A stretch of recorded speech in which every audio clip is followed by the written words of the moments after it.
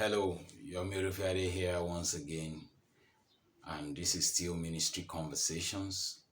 In this video, we're talking about the minister and his marriage. I trust this will be a blessing to you.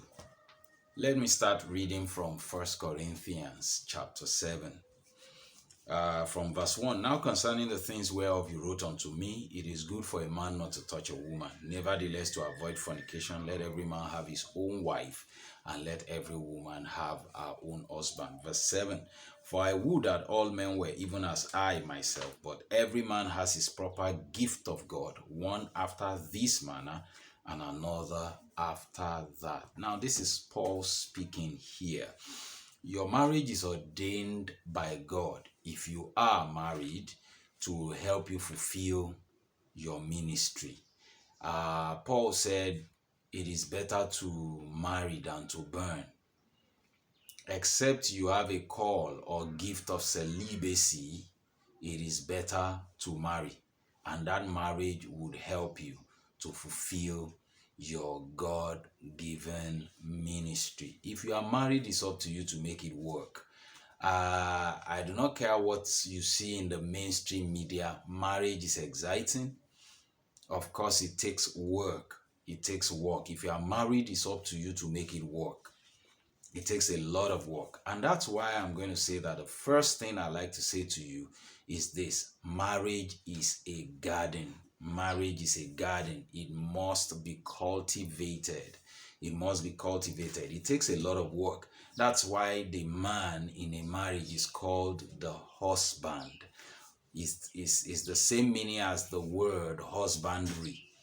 You know, animal husbandry, to raise something, to cultivate something, to nurture it, to watch over it from seed form until it matures and it produces a harvest. So marriage is a garden. It takes somebody that is committed to it, to nurture it, to cultivate it, and to ensure that it produces a favorable harvest.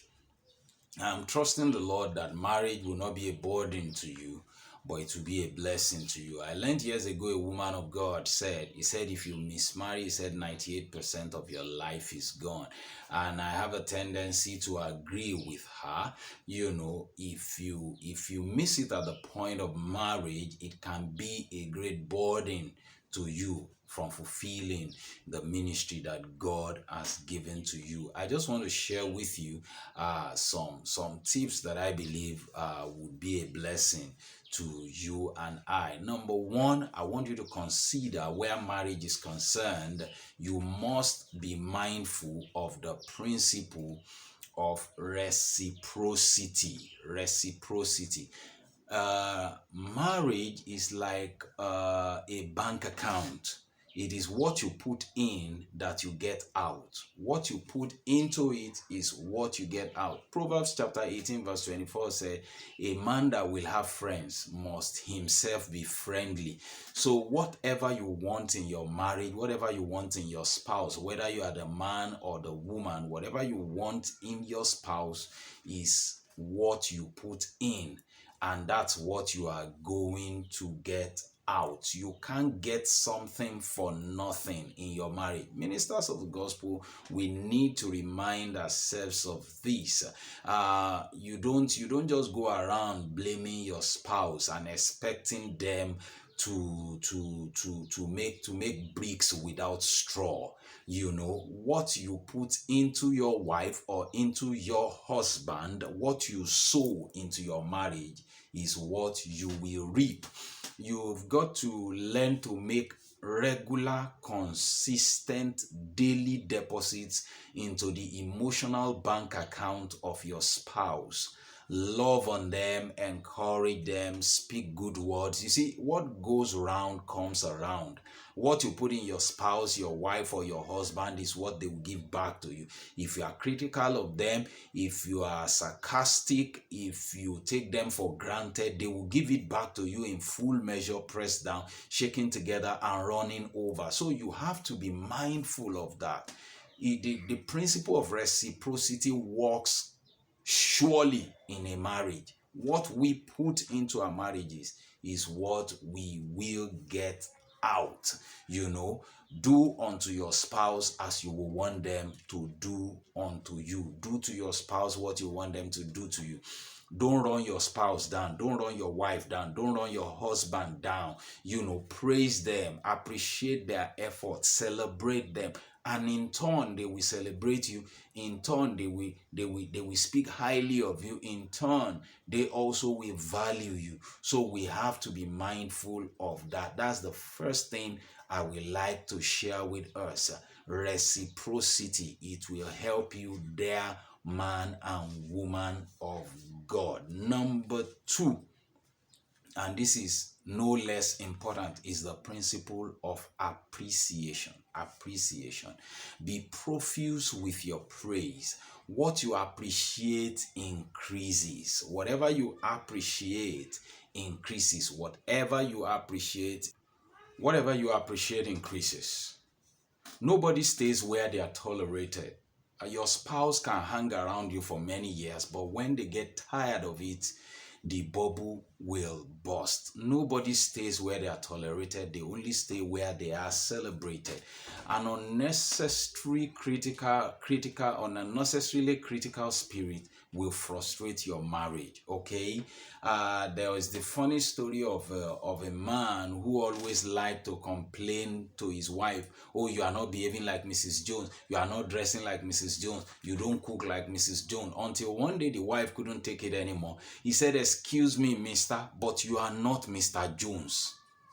Praise God forevermore. You know, if you do not appreciate or value your spouse, they will not value you in return. Appreciation is the fertilizer of relationships. Appreciation is the fertilizers of relationship. Don't take your spouse for granted. Value them, celebrate them on their birthdays, take the load off their neck, be their master encourager, be their encourager in chief. The language of appreciation must not cease from your mouth. Thank you. I am sorry. I love you. Excuse me. Let your spouse know that they are valued, that they are not taken for granted in a relationship. Let them understand that. Let them know that indeed you love and value them. Okay, don't put the ministry before your spouse. After God, your marriage is the next thing you should pay attention to.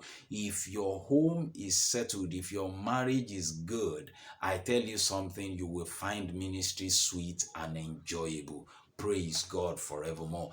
And I'm going to add this. The first thing I mentioned is reciprocity. The second thing is appreciation. This third thing is trust. Trust.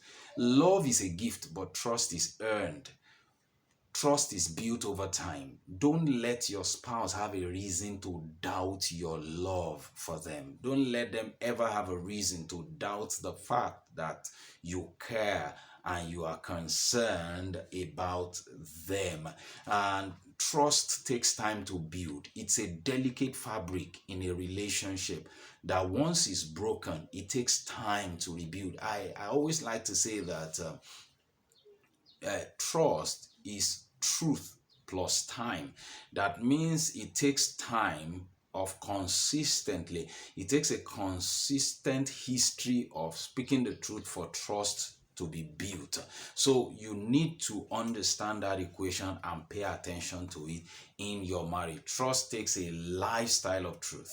It takes a lifetime of openness. It takes a lifestyle of commitment to your spouse for them to be secured, knowing that you always have their best interest at heart. I trust that these few points I have made will be a blessing. I will be back in another video with the part 2 to this video to talk about the other points and suggestions that I have. I trust this has been a blessing to you. God bless you and bye for now.